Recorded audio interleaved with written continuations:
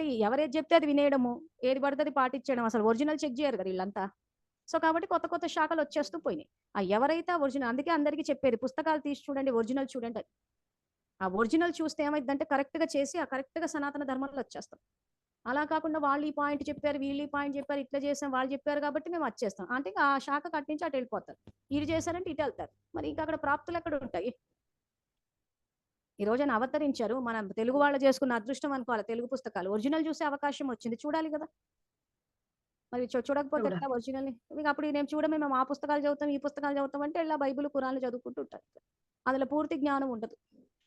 ఎందుకంటే వాళ్ళు తీసుకోవడమే మన్మనాభవ అన్న మంత్రాన్ని తీసుకున్నారు. కర్మేంద్రియాల్ని, ప్రకృతిని జయించి ఏ రకంగా తండ్రి సమానంగా అవ్వాలన్నది అక్కడ కవర్ కాలేదు.